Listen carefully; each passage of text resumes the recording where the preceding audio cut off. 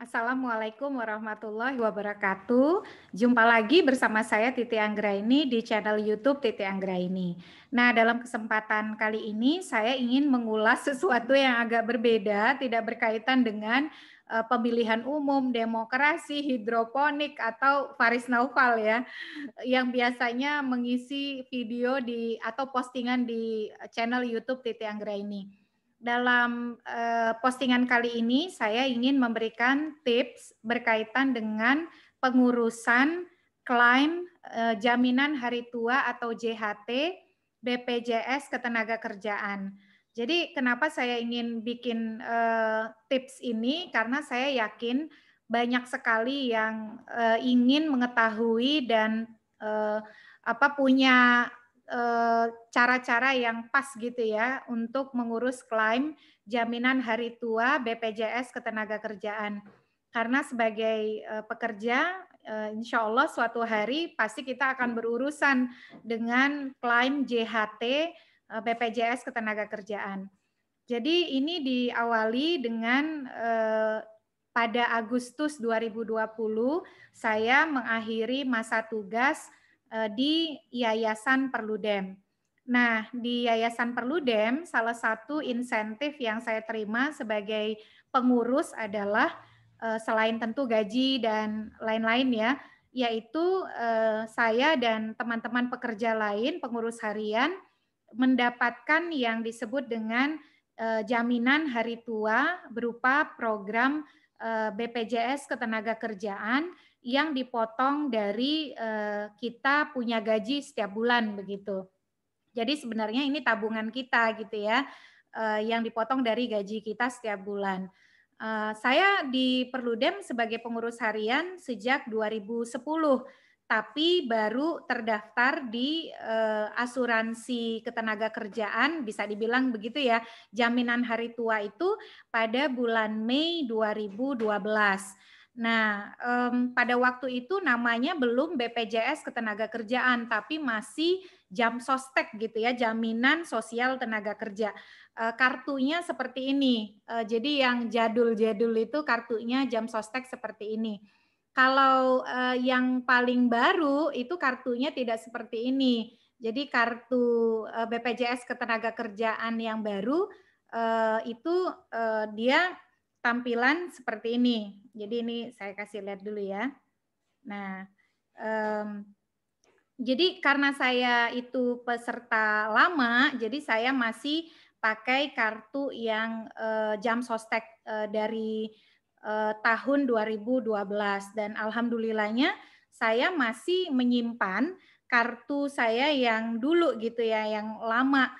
Nah, ini kalau yang baru itu BPJS Ketenagakerjaan kartunya tuh begini dan kebanyakan kartunya digital ya, tampilannya seperti ini.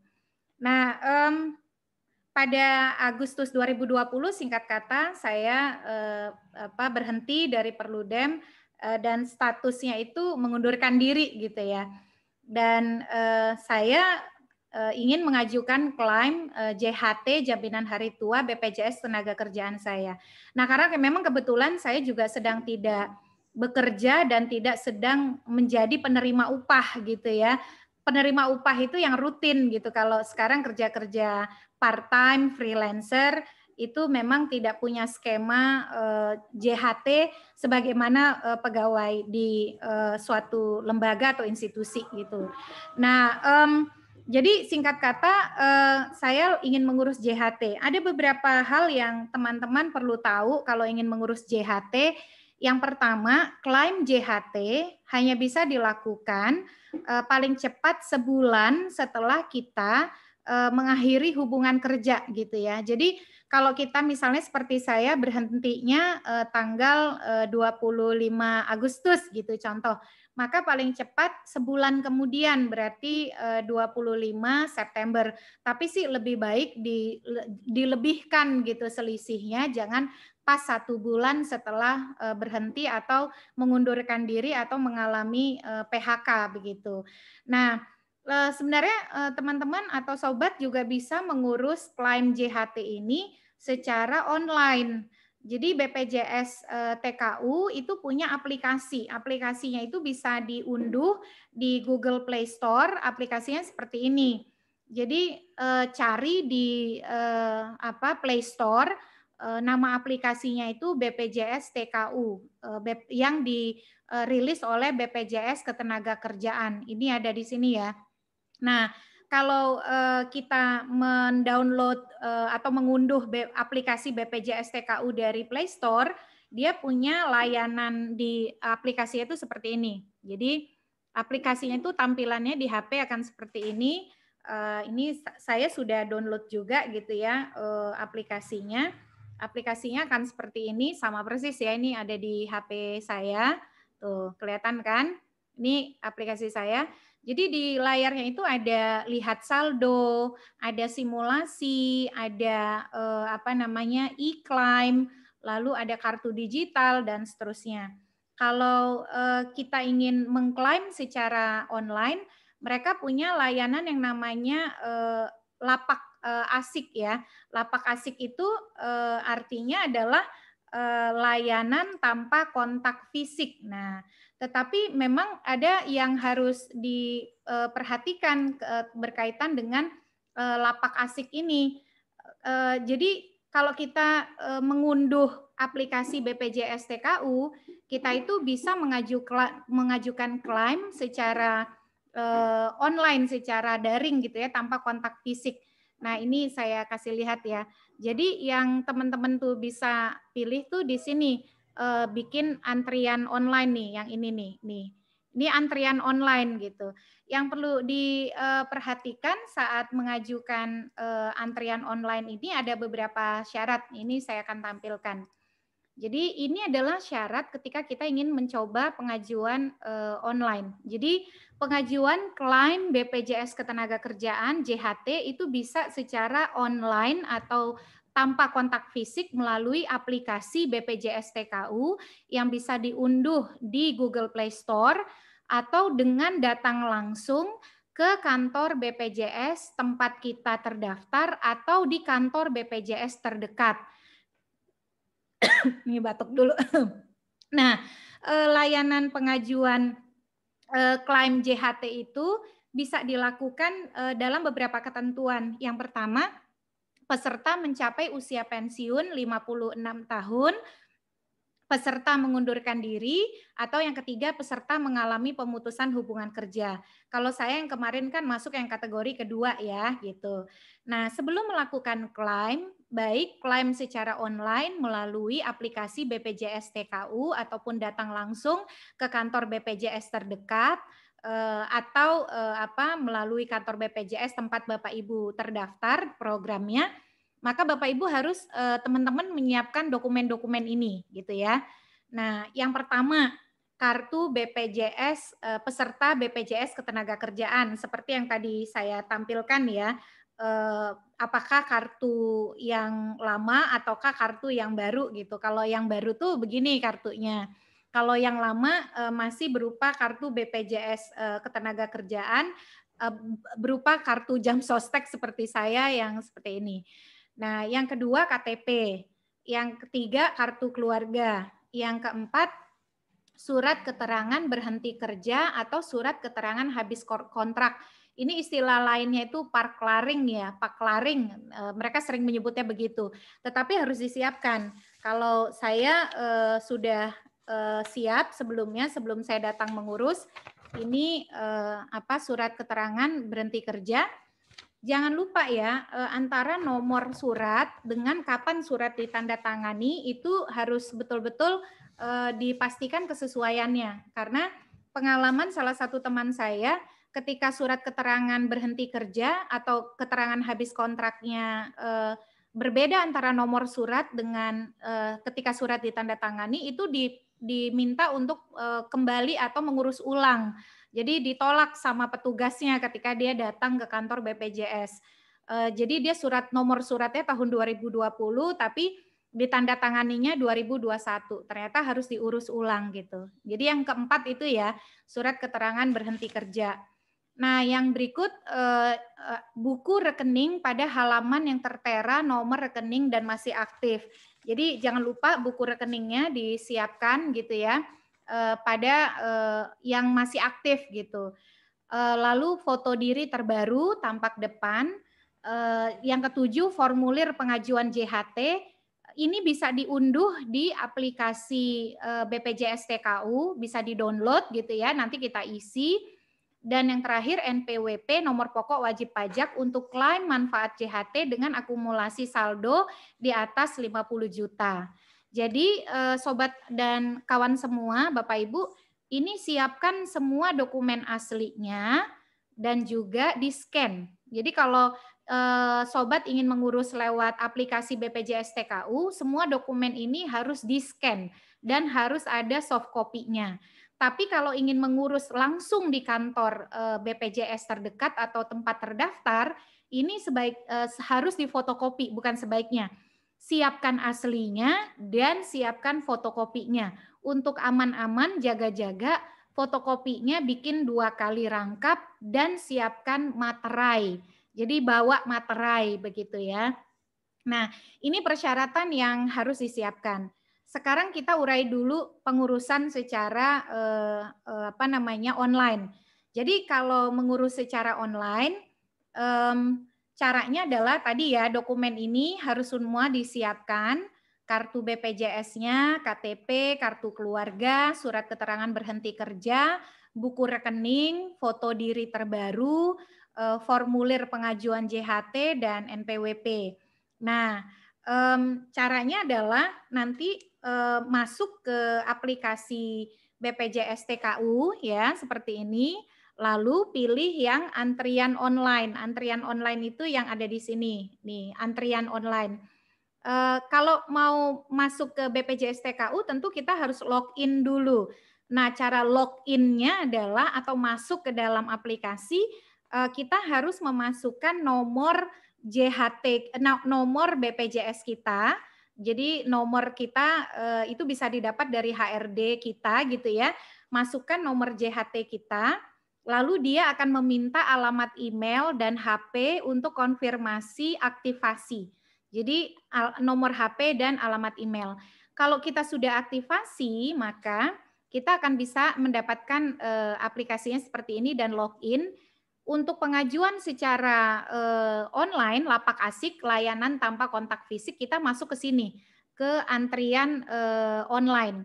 Nah, setelah kita ke antrian online, kita mengunduh formulir pengajuan JHT. Jadi kita mengunduh formulir pengajuan JHT dan kemudian kita mengisi formulirnya dan setelah kita isi gitu ya formulir pengajuan JHT kita. Nah, bentar. Jadi kita isi formulir pengajuan JHT-nya. Setelah kita isi, jangan lupa ya diisi, ditandatangani, harus ditandatangani. Sebaiknya print formulirnya, isi, lalu ditandatangani dan di-scan. Semua dokumen harus di-scan. Nah, setelah kita masuk ke dalam aplikasi, jadi nanti dia akan seperti ini nih tampilannya ya. Ntar saya lagi ingin menampilkan. Oke, jadi kita masuk ke dalam aplikasinya dan kita akan mendapatkan keterangan ya dari aplikasi itu untuk kemudian memasukkan dokumen gitu ya. Jadi kita ikuti saja di dalam aplikasi ini sudah ada instruksinya apa yang harus dilakukan. Jadi dia tampilannya tuh akan seperti ini. Nah, jadi akan seperti ini tuh. Jadi dan di sini ada tulisan nih, saya setuju. Jadi tadi ya panduan yang saya sudah buat, saya setuju gitu. Dan berikutnya gitu, ada tulisan berikutnya. Kita ikuti saja step-stepnya. Setelah kita sudah siapkan dokumennya, kita ikuti step-stepnya. Kita masukkan nama, nomor kartu kita, dan kemudian kita masuk ke dalam aplikasi dan tinggal menginput data-data. Nah, kemarin saya itu gagal menginput data-data saya secara online melalui lapak asik BPJS ini karena kenapa? Karena ternyata ada perbedaan nama di antara kartu yang saya tercatat di BPJS dengan nama saya sesuai dengan KTP elektronik. Jadi semua data itu harus sesuai dengan KTP elektronik. Nah, karena nama saya berbeda, maka saya harus mengajukan permohonan koreksi data. Jadi, yang harus disiapkan dalam hal koreksi data adalah yang pertama ya untuk permohonan koreksi data, formulir perubahan data, stempel dan tanda tangan perusahaan. Jadi sebenarnya formulirnya itu ada ya di BPJS. Dia punya formulir tuh seperti ini. Formulir untuk koreksi data dalam hal nomor induk kependudukan kita, nama kita, tanggal lahir kita, dan data yang berkaitan dengan data tadi ya, nomor induk kependudukan, nama, tanggal lahir, tempat tanggal lahir berbeda, itu harus mengisi form seperti ini. Sebenarnya tidak harus form seperti itu, bisa juga membuat pernyataan seperti ini.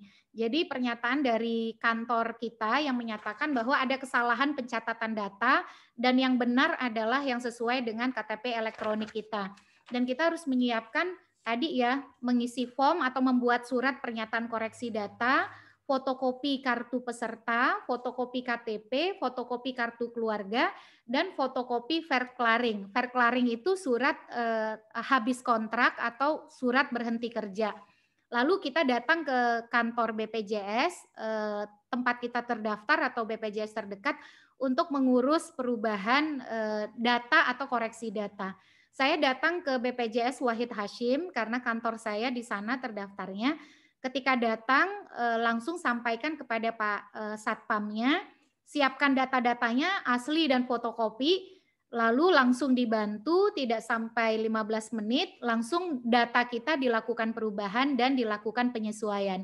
Waktu itu nama saya kurang N, harusnya Titi Anggraini, ada ANGGRAINI, tertulisnya Titi Agraini. Jadi kan tidak sesuai dengan KTP elektronik. Ini akan kawan-kawan dan sobat hadapi kalau data di kartu BPJS berbeda dengan kartu tanda penduduk elektronik. Semua rujukan pengurusan proses ini adalah KTP elektronik yang harus sesuai dengan data di kartu BPJS gitu.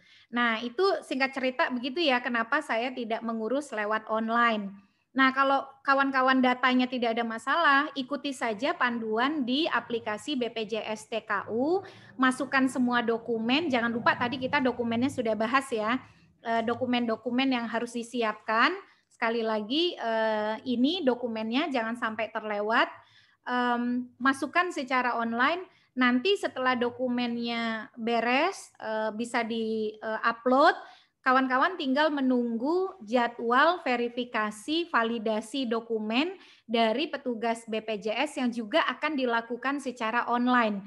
Jadi mereka akan menelpon kita dan melakukan validasi verifikasi data secara daring, tidak bertemu begitu ya. Makanya teman-teman harus nunggu jadwal kapan dilakukan wawancara validasi verifikasi data secara online. Nah, karena saya tadi ya datanya tidak sesuai, saya mengurus koreksi perubahan data, saya datang ke BPJS Wahid Hashim dan sekaligus ingin melakukan klaim secara manual atau offline, tapi karena saya datangnya kesiangan, kuotanya sudah penuh. Biasanya kuota per hari itu 10 sampai 22-an orang gitu ya. BPJS itu buka jam 8 pagi, saya datang jam 9:15. Nah, itu sudah terlalu siang. Saya sarankan kalau ingin mengurus secara online di kantor BPJS manapun, datang pagi hari sebelum jam 8. Lebih bagus antara jam 7 sampai 7:30. Ada teman yang datang jam 7:30 ternyata kuotanya sudah habis. Nah, karena saya datang ke kantor BPJS, kuota pengurusan manual harian sudah habis, saya diarahkan oleh Pak Satpam, ternyata bisa juga mengurus klaim JHT BPJS Ketenagakerjaan melalui Bank BNI atau Bank BJB, Bank Jabar Banten gitu ya. Mengurus di BNI kalau kita punya kartu fisik kepesertaan BPJS atau jam sostek kita. Tapi kalau kita kartunya digital itu melalui Bank BJB. Jadi kalau punya kartu fisiknya itu di BNI, kalau digital kartu BPJS-nya itu di BJB. Nah, akhirnya karena saya punya kartu fisiknya, saya datang ke BNI dengan membawa semua dokumen saya. Nah, setelah saya datang ternyata tidak bisa langsung mengurus klaim, tetapi harus janjian untuk waktu yang masih tersedia. Karena ternyata harian pun di BNI itu terbatas, maksimal antara 10 sampai belasan orang, tidak lebih dari itu. Nah, waktu saya datang, saya itu dapatnya tanggal, saya tuh datangnya tanggal 7 April ya. Nah, saya dapatnya baru tanggal 15 April. Jadi saya mengisi janjian gitu di daftar pendaftaran klaim di petugas Bank BNI Wahid Hashim untuk tanggal 15. Nah, syukur alhamdulillahnya ternyata saya dikabari ada peserta klaim yang cancel. Akhirnya saya bisa datang keesokan harinya. Jadi saya langsung datang keesokan harinya ya, tidak jadi tanggal 15 April, saya datang tanggal 8 April akhirnya gitu. Jadi karena saya langsung dapat jadwal 8 April, sehari setelah saya datang ke Bank BNI, besokannya saya bawa semua dokumen aslinya. Jadi ingat ya, ini dokumen asli yang harus disiapkan dan saya fotokopi 2 rangkap, saya juga bawa materai dan saya datang ke BNI, waktu itu BNI Wahid Hashim jam 9:15 gitu. Langsung saya diterima Pak Satpam, diminta mengisi formulir pengajuan JHT, menunggu antrian, tidak berapa lama, sekitar ya jam 10 kurang, saya sudah dipanggil oleh petugas klaim di Bank BNI, lalu kemudian diverifikasi, validasi datanya, dicek data asli, diperbandingkan dengan data KTP, KK, dan kartu-kartu lainnya. Ingat ya, semua dokumennya dibawa yang asli gitu, jangan yang fotokopinya saja, harus tetap ada dokumen yang asli. Jadi kita akan divalidasi semua dokumen kita oleh petugas Bank BNI, waktunya tidak lama dan kita kemudian akan difoto gitu ya. Jadi kita difoto oleh mereka bahwa itu benar adalah kita. Alhamdulillah setelah itu selesai. Namun memang kalau di Bank BNI itu kita akan dapat form seperti ini, salinan. Kalau kita sudah selesai melakukan klaim, kita ternyata dipotong iuran bukan penerima upah sebesar pilihannya itu ada pilihan jaminan kecelakaan kerja, jaminan kematian dan jaminan hari tua, itu paling sedikit 201.600, paling banyak 441.600 seperti ini. Tapi ini hanya untuk 1 tahun. Ini yang harus kita bayarkan dan dipotong dari klaim JHT yang akan ditransfer ke rekening kita. Nah, perbedaannya mengurus klaim JHT di BPJS langsung dengan lewat Bank BNI, kita harus punya rekening Bank BNI. Jadi waktu itu karena saya tidak punya rekening Bank BNI, selesai semua proses ini dan mendapatkan tanda terima seperti ini. Jadi ada 2, 1 tanda terima iuran bukan penerima upah, lalu yang kedua yang kuning seperti ini. Maka saya juga harus membuat rekening BNI. Kalau membuat rekening BNI nggak lama ya, gitu. Cuman sebentar, selesai semua prosesnya, saya melanjutkan dengan pengurusan pembukaan rekening BNI. Jadi selesai semua proses, maka nanti dana akan ditransfer ke rekening kita 7 sampai 14 hari setelah kita selesai melakukan pengurusan klaim JHT BPJS TKU. Jadi sebenarnya prosesnya itu nggak susah ya, tidak susah, tidak rumit. Tapi yang diperlukan adalah memastikan keterpenuhan semua dokumen, kesiapan dokumen asli dan dokumen fotokopi. Jangan lupa siapkan materai untuk kalau kita tidak punya rekening di bank untuk membuat nomor rekening baru gitu ya. Tetapi lebih dari itu petugas-petugas di BPJS ataupun BNI itu siap menginformasikan dan membantu kita. Nah, teman-teman, itu pengalaman saya mengurus BPJS TKU. Jangan cepat menyerah, jangan pesimis, karena bagaimanapun itu hak kita yang diambil dari gaji kita setiap bulan. Jadi perjuangkan sampai dapat. Kalau ada yang ingin ditanyakan, bisa tulis di kolom komentar. Selamat mengurus BPJS TKU-nya, klaimnya, semoga dimudahkan. Kalau ada yang ingin ditanyakan, jangan ragu-ragu menghubungi call center dari BPJS ya. Jadi waktu saya tidak bisa klaim karena ada perbedaan data, saya menelpon ke BPJS customer service BPJS TKU, itu ada nomornya ya, 175 tanya BPJS TK nih ya. Ini hubungi ke sini dan juga ada nomor WhatsApp-nya, ini bisa dilihat di aplikasi BPJS TKU. WhatsApp-nya itu ada di 0811911591 085515009010. Jadi ini saya dekatkan ke layar. Waduh, mati. Nah, ini dia nomornya, mudah-mudahan kelihatan ya, gitu. Bisa dikontak ke sini. Semoga sukses pengurusannya. Kalau ada yang ditanyakan dan saya bisa bantu, tuliskan di kolom komentar.